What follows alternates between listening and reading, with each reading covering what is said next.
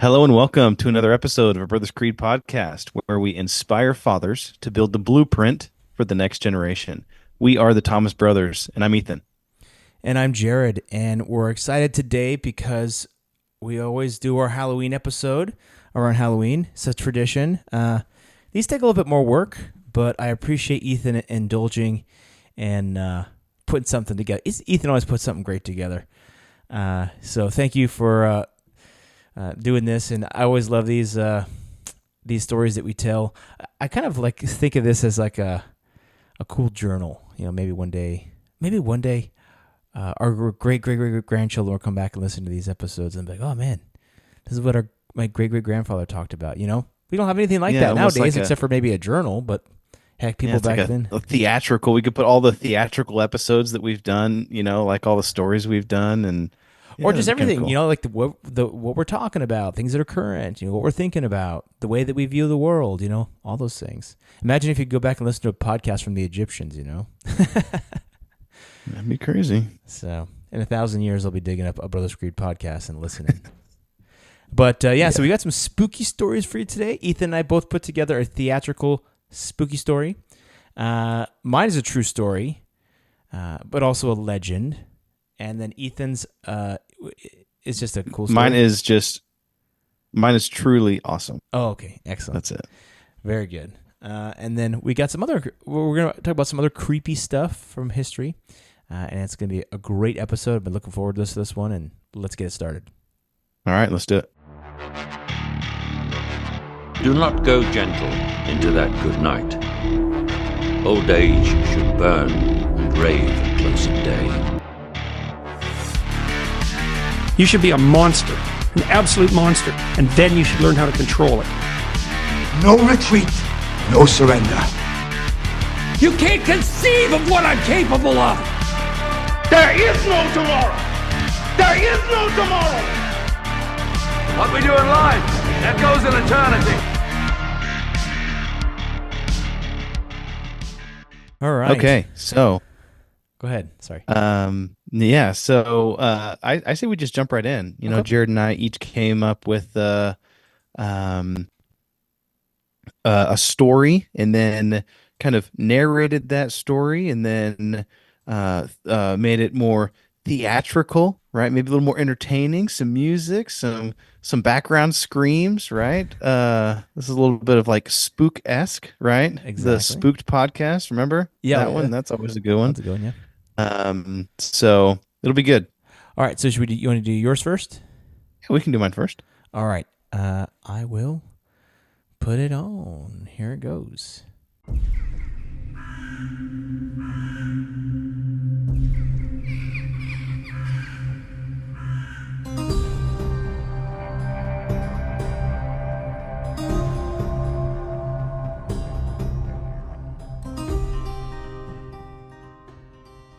As dusk settled over the dusty plains of the New Mexico frontier, the small, desolate town of Willow Bend prepared for another silent night. The town was nearly abandoned, with only a few dozen residents left clinging to life in the harshest desert, and yet whispers of strange happenings around town had started to spread. The townspeople spoke of a shadowy figure, a lone rider who haunted the night, searching for lost souls. People called him the Pale Rider.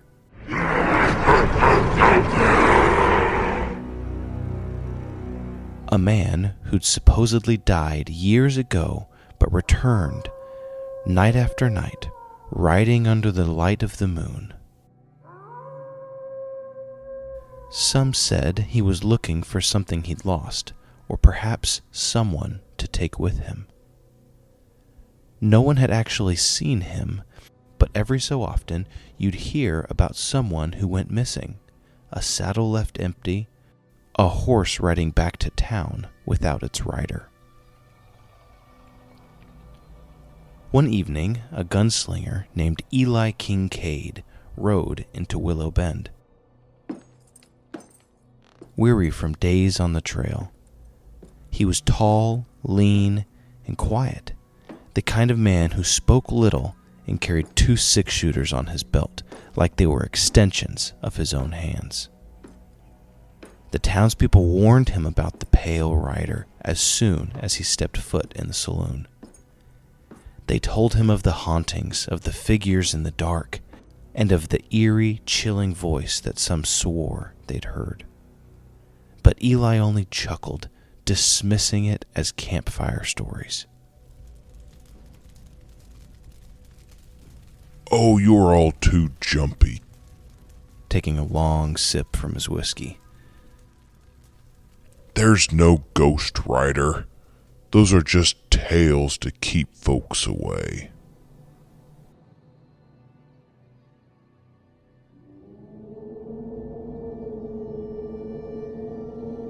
That night, as the wind picked up and howled across the plain, Eli made his way to a small cabin he'd rented for the night, just on the outskirts of town. He laid down, expecting nothing more than a restless sleep. But around midnight, he was jolted awake by the sound of hooves pounding on the ground.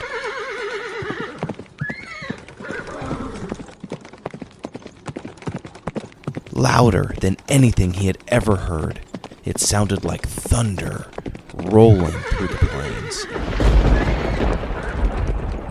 And it grew closer and closer. Eli rose and pulled back the curtain.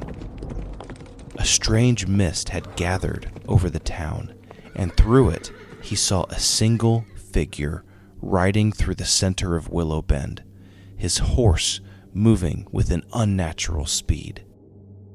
The rider wore a tattered coat, and in the moonlight his face looked pale as bone, his eyes empty as the darkest plains. And then, as if he knew he was being watched, the rider's head turned slowly towards the window, and Eli locked eyes with this creature of a figure.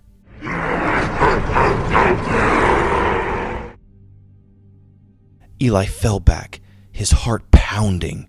For a moment, he thought he was just seeing things, but when he turned to look again, the rider had vanished, leaving only an unsettling silence.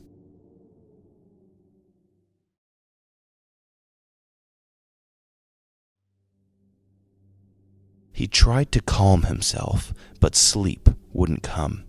The hours dragged on, and just as he began to relax, a scratching sound came from his door.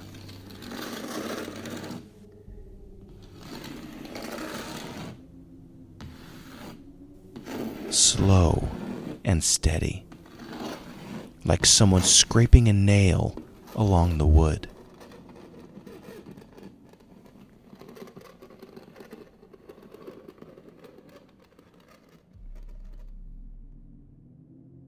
Eli reached for his gun and crept to the door, his heart thumping.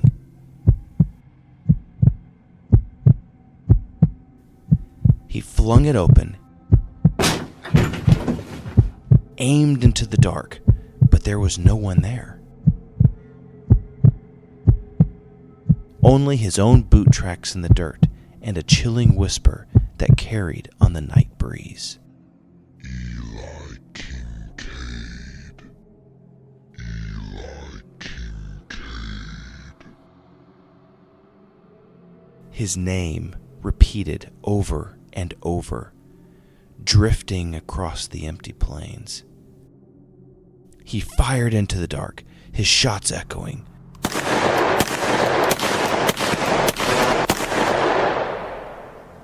But the voice only grew louder and closer. Eli Kincaid. He bolted out of the cabin, mounting his horse, and without thinking, he rode hard out of town, determined to leave this strange place behind. He didn't stop until he was miles out, the town long behind him. Only then did he slow his horse, letting it rest, and tried to steady his nerves. He thought he escaped, thought he'd left the horror of Willow Bend in the dust. But just then he heard those thundering hoofs behind him. He turned, and there, galloping towards him, was the pale rider. But now he could see him clearly. A face drawn and hollow, as if life had left it years ago. Eyes that burned with something not quite human. The rider held out a hand to Eli, as if beckoning him closer. Eli kicked his horse, pushing it to its limits, but no matter how fast he went, the pale rider gained ground. Then the voice came again, louder, clearer, as if it was right behind him. Eli Kincaid, you cannot escape me. Panic seized him. He fired his gun wildly. Bullets disappearing into the night. But the pale rider kept advancing, unbothered, reaching out his hand, always reaching.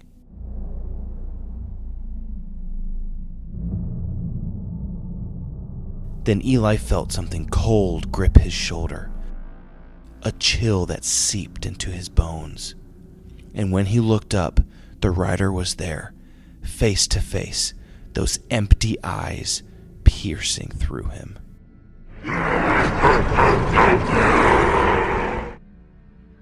The next morning, townspeople found Eli's horse wandering near the edge of town, the saddle empty, but the stirrups still swinging as if someone had only just left. No one ever saw Eli Kincaid again.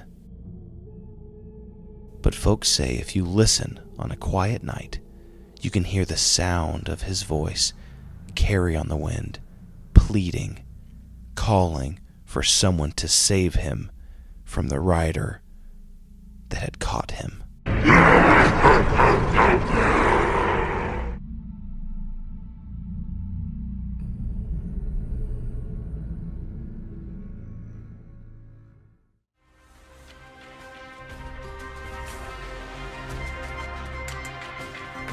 And every now and then, when the moon was just right, some people claimed they saw two riders in the distance. One pale and hollow, the other shadowed and struggling to keep up, as if he'd been condemned to ride with the dead for all eternity.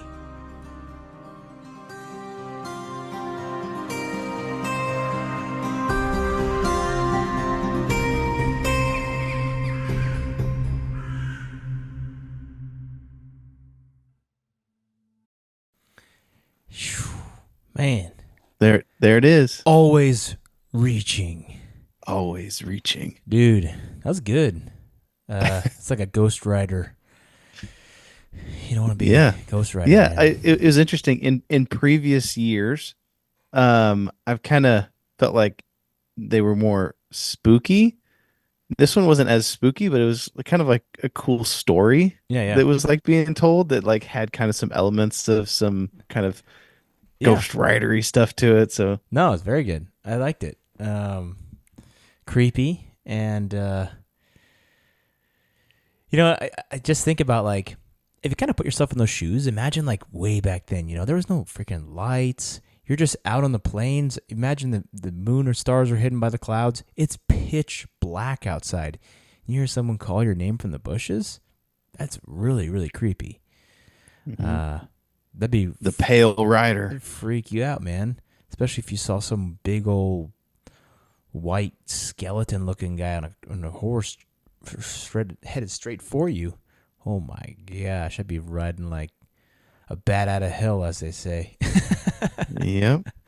Dang. Oh, that's cool. Sometimes it gets even creepier when you kind of put yourself in those shoes and you think about way back then. You can't outride the grasp of the pale rider. Dude, always reaching. That was good. So mine, I'll go ahead and play this one, and it'll be good. So I'll go ahead and roll it. All right, let's do it.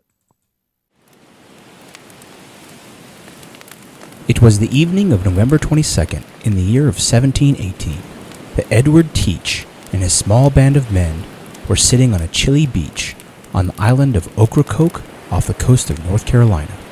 The wind was cool and smoke from the crackling fire ascended to the sparkling stars of the night sky. These stars had been the navigational tool for Mr. Teach and his crew on the open waters off the coast of the Carolinas and beyond. As they drank and told stories around the fire, they reminisced on old plunders, treasures stolen, maidens loved, and enemies destroyed. Teach and his men had successfully terrorized the Carolinas for years, and at one point had completely blockaded the Charleston harbor. Teach stared deep into the fire as he pondered his life. He had been a pirate for many years, and was recently given a pardon by Governor Eden. The domestic life didn't suit him, so he turned back to his old ways, which quickly got the attention of governors of several colonies, including Pennsylvania and Virginia. As he watched the flames dance in the fire against the wind, he perhaps thought of his own life, like a flame being blown by the wind around him, potentially snuffed out at any time. Unbeknownst to him, the governor of Virginia, Alexander Spotswood, had sent Lieutenant Maynard to capture him, dead or alive. Maynard and his men had been tipped off on the whereabouts of Teach and his group of men and were waiting silently for daylight to arrive. Maynard and his men had arrived at the other end of the island and set a plan in motion to attack the next morning. As they prepared their cannons, arranged their powder, and readied their swords, a nervous feeling set in across the crew as the reality of what they were about to do sank in. They were going to attempt to capture one of the most legendary and notorious pirates of all time. A man so feared that he is believed to be part demon and is rumored to have supernatural powers. As they gripped their sail ropes tight and breathed deep in anticipation, the sun began to peak above the horizon, and it was time to make their move. Lieutenant Maynard's 2 sloop boats were approaching the portion of the island where Teach and his men were anchored. With eager haste, hoping to catch them in a hungover state from the night before, the men progressed. All of a sudden, the anxious crew gets jolted into motionlessness as the boat slammed to a halt. The boat had struck a shallow sandbar, which is very common in the Carolinas.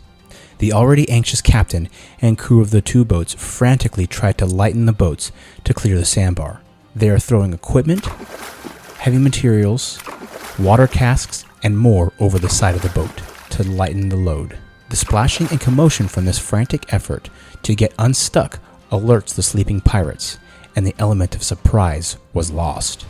Teach and his men, realizing that they were under attack, "Ship ahoy!" cut anchor to get out of the channel. These battle-hardened men rowed straight at the approaching ships and fired at them the whole way. They sailed straight towards the 2 ships so that they were within shouting distance of each other. Lieutenant Maynard shouted, You're coming with me, Teach, dead or alive. Mr. Teach, having lived much of his life like a candle in the wind, was no stranger to threats or danger. He called for a glass of wine and with a large toasting gesture declared that he drank damnation to Maynard and his men of sniveling puppies, saying he would never give quarter nor take it. As he downed the glass of wine and finished his gesture of defiance, his ship was exactly positioned to unleash the cannons broadside on Maynard's boat. He slammed down the glass cup and shouted to his men in waiting, and hell was unleashed on Maynard's 2 boats. One of the boats was severely damaged, and the other, with Maynard on it, was rendered dead in the water. Maynard, not wanting to lose any more of his men, sent all of his men below deck to make it appear as if the ship was dead in the water, with the crew nearly all killed off. Teach, seeing the deck cleared of men, supposed his cannons had done their job. The only thing left to do was clean up what remained. He pulled his ship alongside Maynard's and stepped on board with his 20 men. The frightened men below deck gripped their guns tight as they heard footsteps of the notorious pirate walking the deck of their ship. Surely the words, "I give no quarter," rang in their ears as each footstep echoed across the silent boat. At the command of Maynard, they stormed the deck and engaged the boarding party. The battle raged on for 6 minutes, which seemed like an eternity when you're fighting for your life. The haze of musket fire, the shouting of men, both killing and dying, and the sounds of swords clanging together filled the air as the fight bitterly went on. Legend holds that Lieutenant Robert Maynard squared up with Edward Teach on the deck of that small boat. Maynard, a refined English naval lieutenant in full uniform with sword in hand, stood across from the infamous Edward Teach. Teach, standing in all black with muskets fastened across his chest, his long dark hair and beard created a grisly sight of a wild man who emerged from hell itself. No wonder this man had stepped into legend. His persona had become something more than a man. The courageous Lieutenant Maynard thrust his sword at Teach and struck his cartridge box and bent his sword nearly in half, causing the tip to nearly bend back to the hilt. Teach parried the sword by smashing the guard on the handle, in turn breaking Maynard's finger. Unfazed, Maynard stepped back, tossed his broken sword to the side, and brandished his musket. With a frantically placed shot, he was able to place a wounding blow to Edward Teach. Teach, being seemingly unfazed, continued to march through the musket smoke as if with supernatural ability. A man from Maynard's crew, who was a Scottish Highlander, stepped forward with his non-traditional broadsword, and like a medieval knight, he engaged the demon from hell. After narrowly dodging a fatal blow from the broadsword of the Highlander and only receiving a scratch, Teach responded to the Highlander sarcastically, "Well done, lad," as if teasing a child with his play sword. With determination in his voice, the Highlander responded, "No, I'll do better." And with a final swing of the sword, he sent the head of Edward Teach rolling on the deck, with Teach's body remaining standing for a moment as though it could not believe it was dead.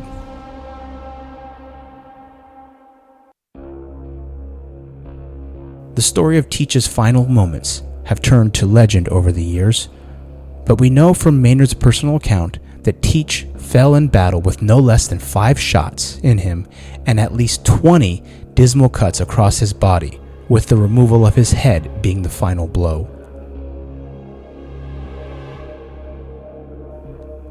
After his head was removed from his body, legend states that his body was dumped into the murky waters of the Pamlico Sound, but refusing to sink, swam several laps around the boat before going under.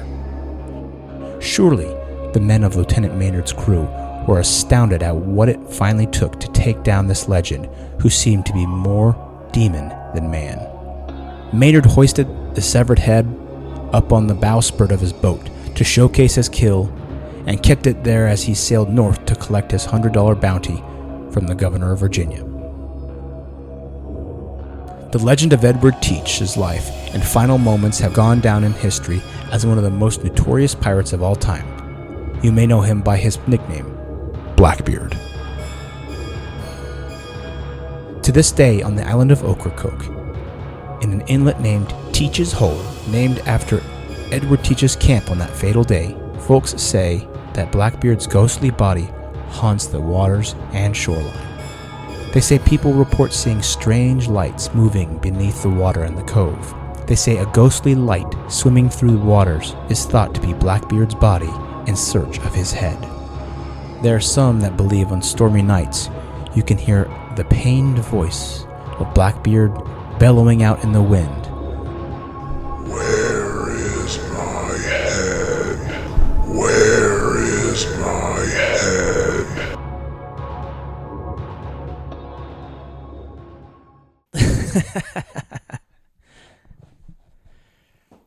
That's a crazy story, man. Yeah, crazy true story. Yeah. I don't know. That's a legend, man. That's how it goes. Yeah. So however he died, it was recorded in his journal that he got shot at least 5 times and had 20 different cuts on his body. So that guy was hard to kill, man. Yeah. Can you imagine like hand-to-hand combat with swords and muskets on like close quarters in On a boat? on like a boat like that? Yeah, and then one guy had his broadsword, which on a boat? That seems kind of Swinging that weird. thing around. Yeah, there's not a whole lot of room to swing that thing around.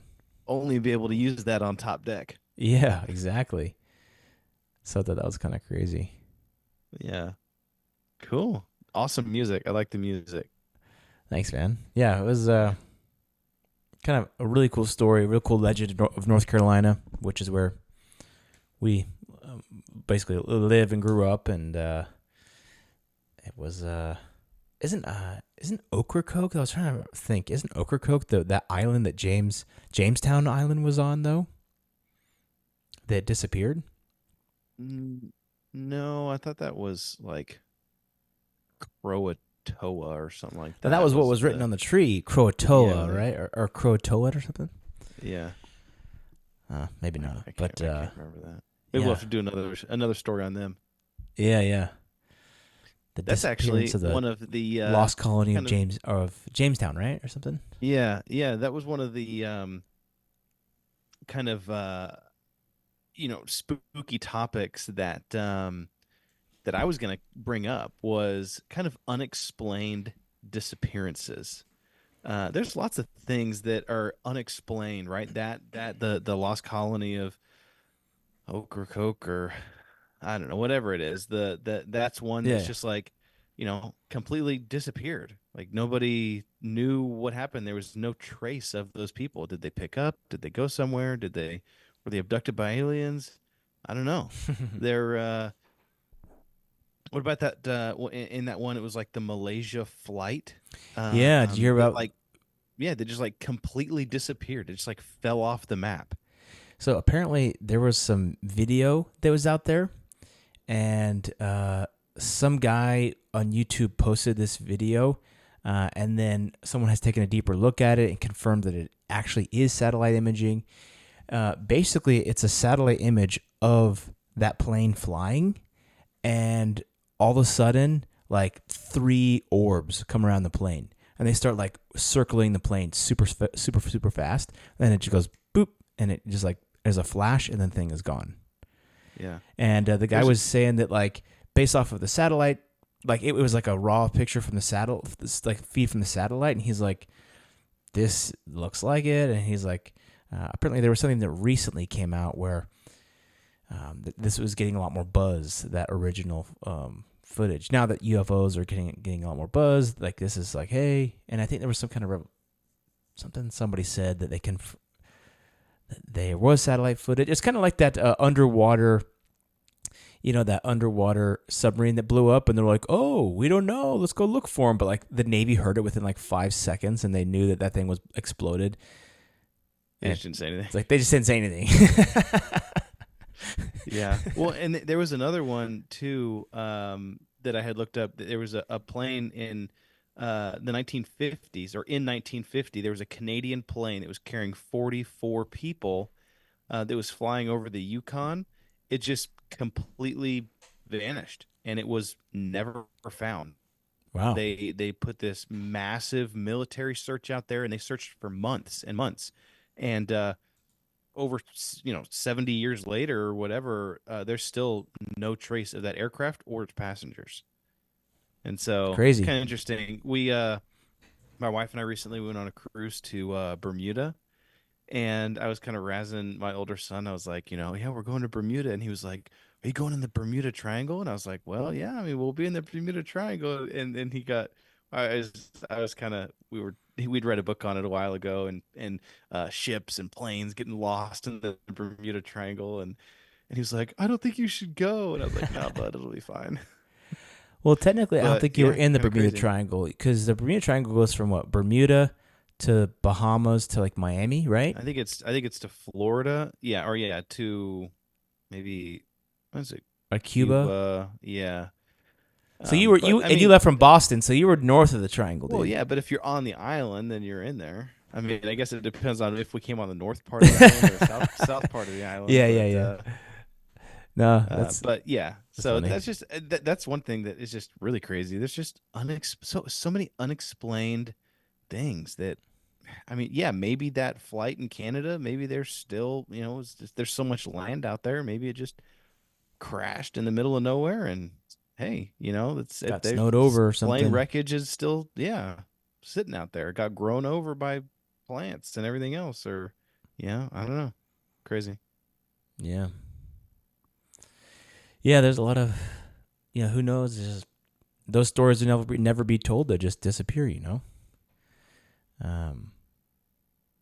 It's wild. Well, I had kind of researched something that was kind of interesting. I don't know if you ever heard of so one thing that's kind of interesting is these seances. I don't know if you ever heard of a seance. Back in the mid 1800s, seances were a big deal.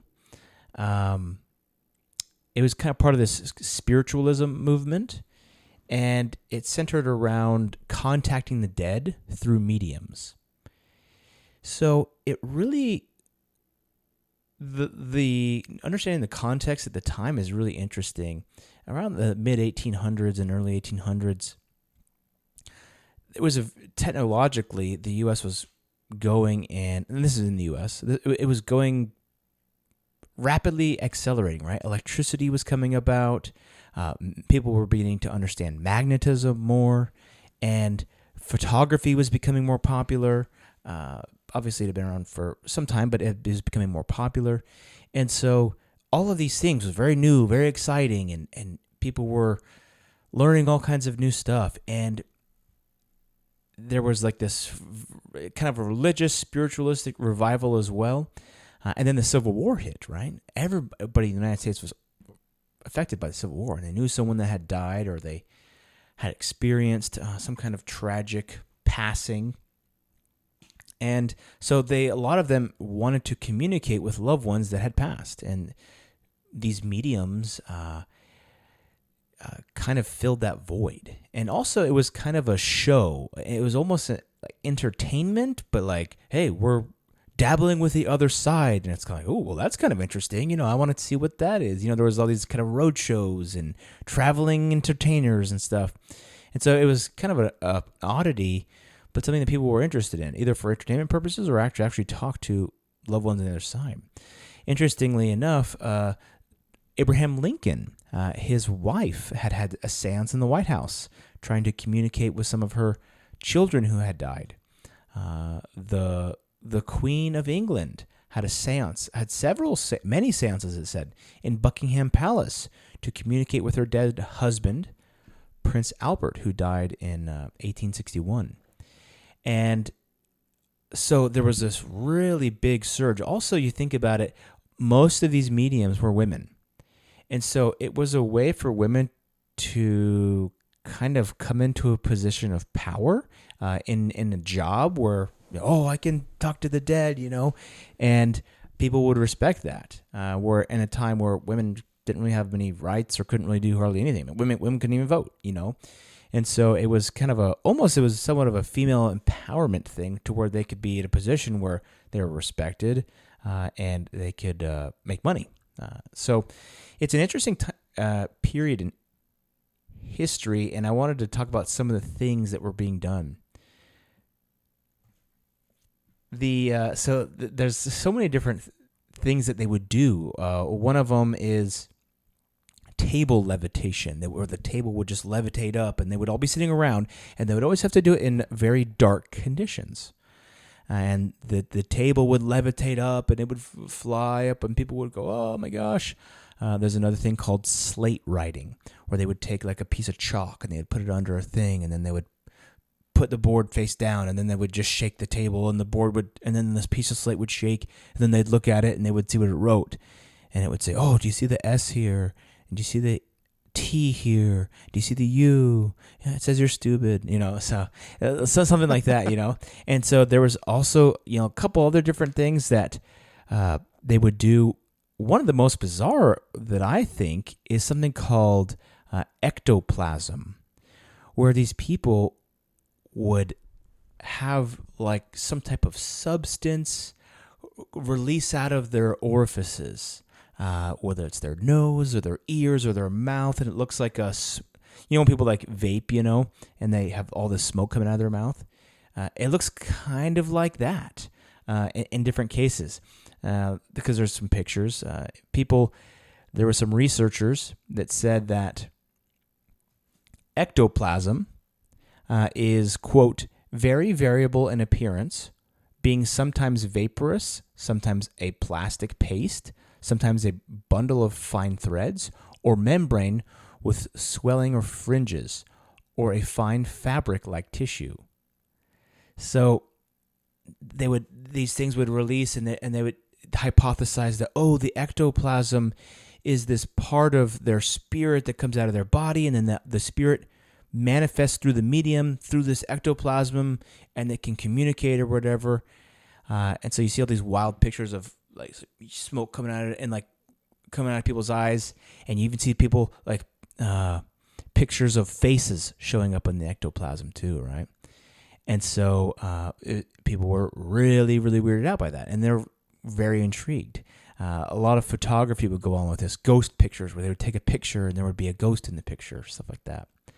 So the thing is that have you started kind of picking up a lot of this, if not all of it, was totally a scam.